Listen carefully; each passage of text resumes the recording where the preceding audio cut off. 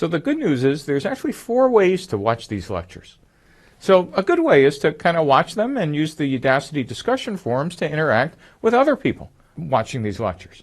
Something that's better is these lectures are free and they don't really require any books or text. But there are books or texts, and I would feel a little guilty not telling you that Alexander Osterwalder's Business Model Generation book is kind of the standard for understanding the business model canvas.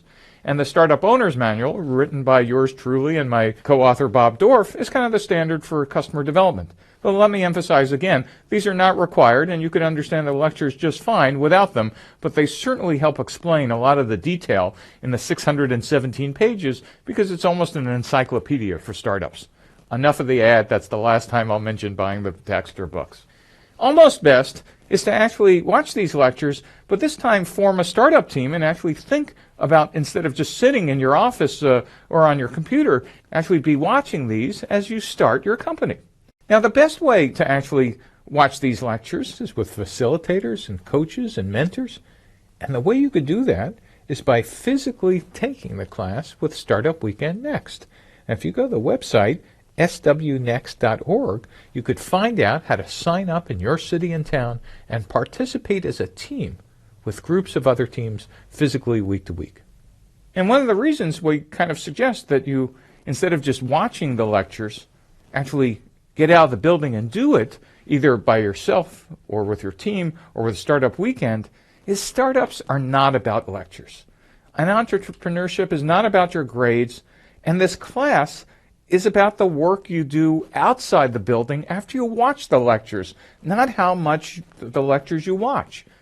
Entrepreneurship is experiential, it's hands-on, and it's immediate and intense feedback. So world-class entrepreneurs are never lucky. Never.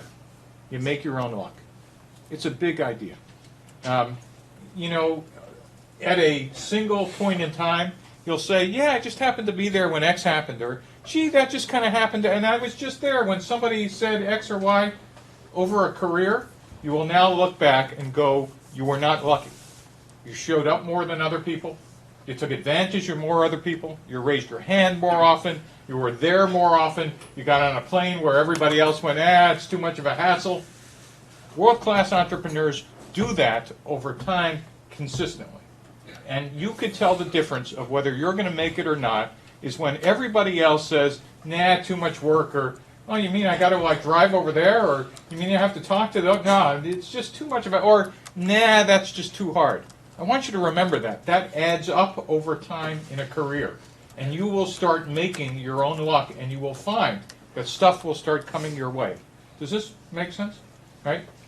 Yes, this conference happened to happen, but you guys decided to go to it. Somebody like gave you a little hint that perhaps you needed to do that. But my point is, don't ever think luck happens to other people. And I want you guys to understand the distinction between standing there waiting for direction versus making your own direction by making it happen. So today's lecture is, what have we learned in entrepreneurship for the last 40 years? So one of the interesting questions is, why are you here? And I hope you're here to find out, what does it take to go from an idea to a business? And for the last 20 years, if you wanted to know how to go from an idea to a business, the answer from educators and investors was simply, well, go research and then write a business plan, and you'll know everything possible to actually start and run your business. We now know that advice was simply wrong. Not kind of wrong, but very wrong. And we now today know something we didn't know before. We now know the right way to build startups. And so this class is about that right way. But before we get started, let's see how we took the wrong path and then see what we now know works. Let's take a look at what we used to believe and then contrast it to what we now know. One of the biggest fallacies was believing that startups are just smaller versions of a large company, that everything you do in a large company, you do on day one of a startup.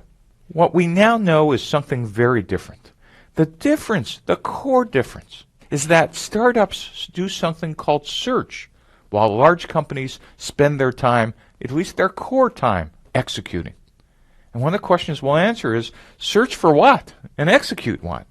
And so later on in this lecture, you'll see the difference. And in fact, will make you a much better entrepreneur.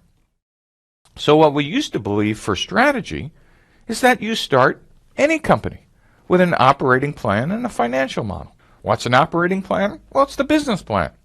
And the belief was all I need to do is spend a lot of time writing this plan, and then all I need to do is execute it. And somehow magically, magical thinking said, if I thought hard enough, and if I was smart enough to do all the great market research in the library and looking up all the data, and then put together a forecast, the magic 5-year plan in the back of the business plan, somehow magically, all I needed to do was hire the people to execute that plan. If that doesn't sound silly to you now, don't worry, because it didn't sound silly for 40 years.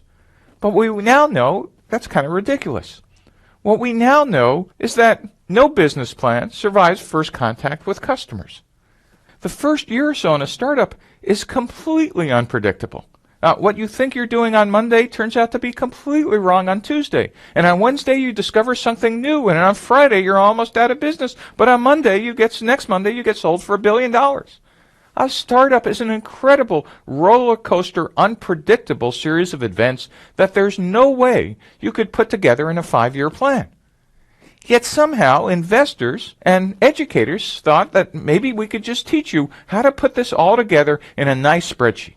No one ever noticed that the only other people to do 5-year plans were these guys, the Soviet Union. And we kind of know how well that turned out as well.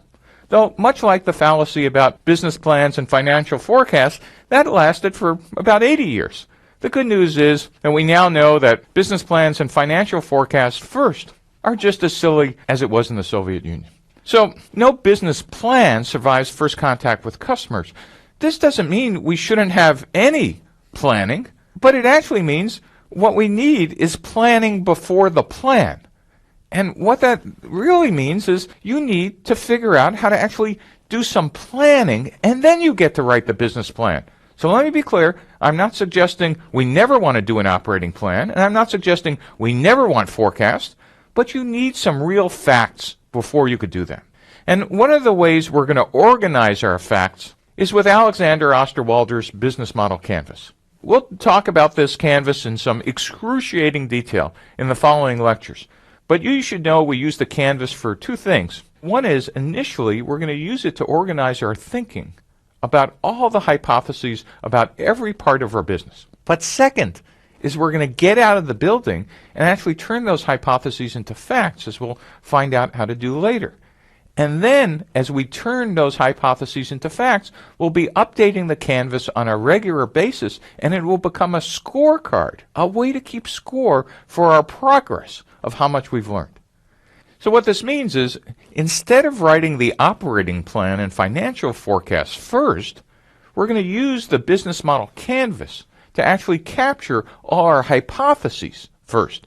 For the search for the business model, we're going to start with the model first, and then after we find the model, we get to write it up.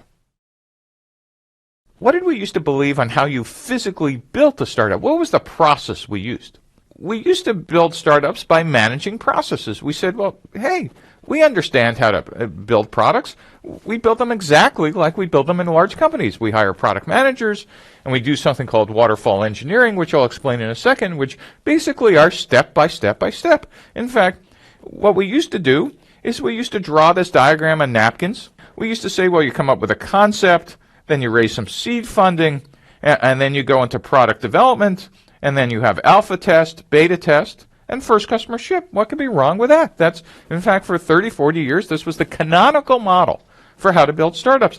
And we'd say marketing, well, we understand. While engineering is developing the product, marketing is creating all the marketing communications material and, hiring a PR agency and creating early buzz. And then for marketing, the world's most fun job was have the party. You get to create demand by having a launch event, and you think about branding, and your job really was to create end-user demand and drive it into the potential sales channel. For sales, what that meant is, unless the VP of sales was a founder, you tended to hire them around the time engineering was saying, we're in alpha and beta test, And they were going out and starting to hire their first sales staff, and they were looking at your 5-year revenue plan, and since it was obviously came from a burning bush and it was the Word of God, they were just going to execute that plan. Why? Because it said so, and you said so, and if you had investors, they said so. There might not be any facts behind it, but there it was. It was the spreadsheet. And so they were building the sales organization. So again, at that first customer ship, if marketing was going to drive demand, they were just going to have a sales curve that took off because the revenue plan said so. The next piece was the biz dev group. And business development used to mean the group that put together all the deals to create the whole product, WHOLE. The whole product meant startups, just because of their size, are incapable of creating all the features and services, etc., that a mainstream customer might need. So why don't we hire business development people to do partnerships so at first customer ship, we could look like a large company for mainstream customers. The only fallacy in this is that you assume that your first customers are going to be in the mainstream. It turns out for most startups, your first customers are actually crazy people like you.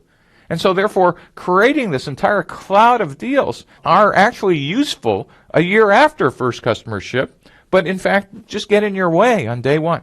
The other piece is engineering. And engineering, how simple could that be? It was understood. We did exactly what we did in large corporations. You wrote a market requirements document, then engineering shut their doors, rolled up their sleeves, and went into waterfall engineering, which we'll describe a little later. You hired a QA department, then at the end, finally when it was all done, you hired a tech pubs department, and all the product was ready to go in version 1.0, all the features at one time at first customer ship. And this, for 30 or 40 years, was the way we thought about startups. There can be no other way. This is how we manage the process. We now know this is just simply wrong. And I'll explain to you what we're going to do instead. If you remember, I said engineering was doing waterfall development. Waterfall development is just a step-by-step process that says marketing writes requirements of what the product should do. Engineering takes that and translates that into features. Engineering then designs the product, either codes it or builds the hardware. They test it, and they maintain it. And this is kind of a waterfall life cycle, step by step. But if you really look at this, there's an implicit fallacy that no one ever noticed for 40 years. To write the requirements and do the design assumes on day one you know the problem or need the customer has. Well, let me say it again. Waterfall development assumes you understand the customer problem and need on day one. Now, in a large company with existing customers, existing products, existing sales channel, you know what? This might actually be true. But in most startups, all you have is the founder's vision.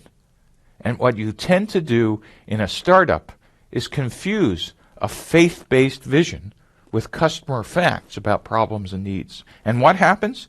The consequence of assuming you know the customer problem means you assume you know every possible feature to ship on day one. So therefore you shut the door and you start implementing. And instead of just implementing a piece at a time, you actually implement every possible feature you could think about for version 1.0. The irony is that we now know somewhere between 85 and 90% of most software product features are unwanted and unneeded by customers. That's an enormous amount of waste of time and money that ends up on the floor. We now know that waterfall and product management execution on two knowns is just kind of the wrong way to approach it in a startup. Makes all the sense in the world in a large company. What we now know is most startups fail from a lack of customers than from a failure of product development. And that's really interesting. Even in Silicon Valley, where we probably take more technical risk per square inch or square foot than anywhere else in the world, we go out of business typically not because we didn't deliver a product. We go out of business because we didn't find enough customers to pay us enough money. That's a big idea. Because if you think about it, we have all these processes to manage the engineering process. Why? Because that is the biggest risk in a large company. But we had no processes to manage the customer risk. In fact, the best we could do is, in the old days, is hire a VP of sales who told you, oh, I have a great Rolodex or a great set of contacts. But we really had no formal process for searching for what customers' needs are. And in fact, we've just come up with one. And that's going to be a key part of this course. This search for the business model, this search for the truth is called customer development. And customer development really has two pieces, the search and its execution.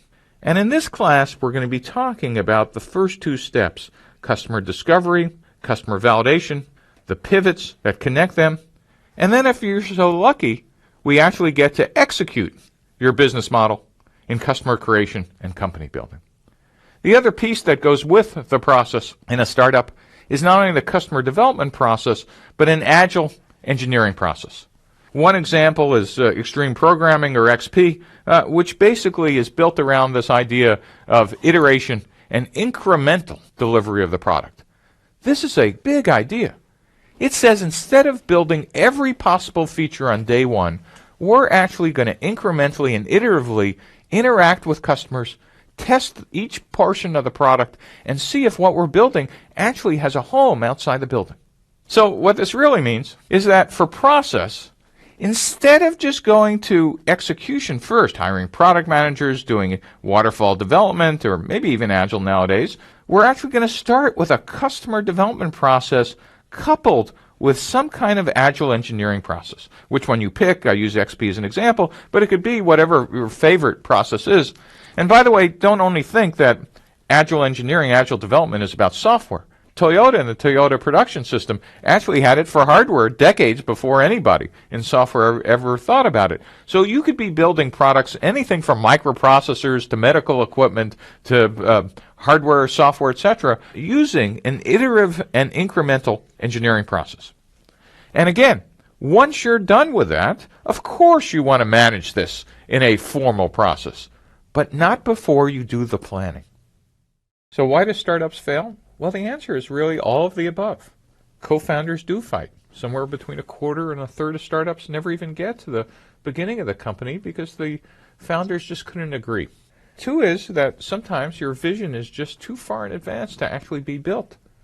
Or three is it's such an interesting vision or such a bad vision, but it can't attract sufficient capital to get started, and it's maybe too expensive to fund on your own or through your own resources.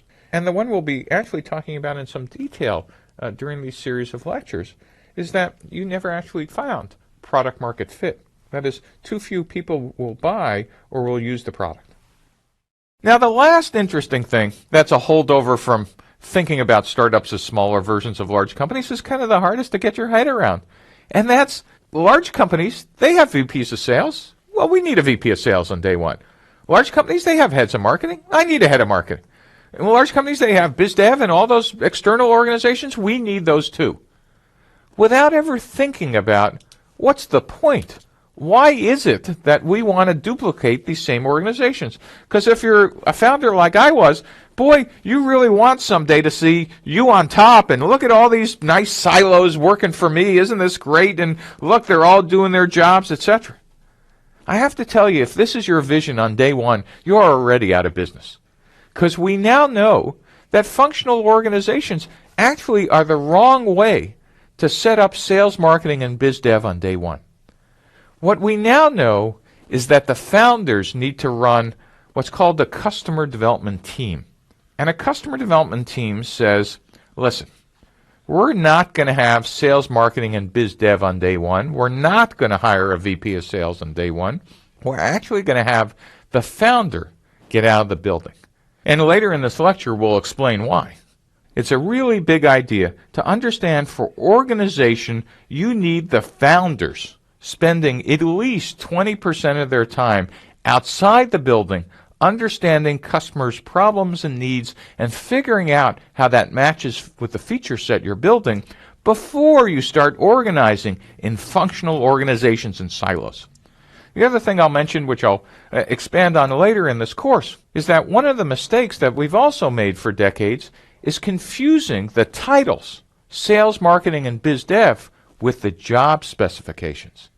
It turns out that the title VP of Sales has a very different job spec in a large company than it does in a startup. A VP of marketing does very different things in a large company than they do in a startup. And for years we could never explain why is it that incredibly competent executives who've been executing business models in large corporations collapse in startups when their company is smaller than their administrative staff in their large corporation. It turns out the job specification, what we do day to day, has nothing similar. So let's just take a look at the last piece, which is why you're here. How do we teach entrepreneurship? Well, in the past, entrepreneurial education was about execution. We're going to teach you how to write a business plan. We're going to teach you how to put together the PowerPoint for the VC presentation, where if we're doing it really well, we'll have you do lots of research. But it really assumed it was all about execution. What we now know, that's just simply not the case. Entrepreneurial education, the reason why you're taking this class, is about the search for the business model. And we're going to teach you how to search. And so for that, what that means about entrepreneurial education is that eventually we do need you to know everything an MBA knows. Eventually, if you're successful in growing your startup into a large company, you are going to need to know about accounting and HR and organizational behavior and global leadership and etc. But at first, you need a different set of skills that just never existed before. And so welcome to the first class of its type that's going to put search first. And that's a radical change. It's not just one more methodology. So this class is going to teach you all the skills about strategy and process and organization. And eventually, if you build a successful company, will then allow you to write the plans and operating documents and financial spreadsheets to actually execute the company. So hold on to your seats. We're about to get started, and let's jump into business models and customer development. So what can happen to a startup? Well, the best thing that can happen to a startup is that it can grow into a company, and hopefully a large company, after you've found a repeatable and scalable business model. Or two is, you could still be pivoting and iterating as you continue to search for a business model. Or three is, you could have found a business model, but maybe one that isn't an explosive growth, but you could be growing slowly and barely breaking even. Or four is, maybe you never found a business model that can make money, and you ran out of money and time, and you shut your company down. So the answer is all of the above.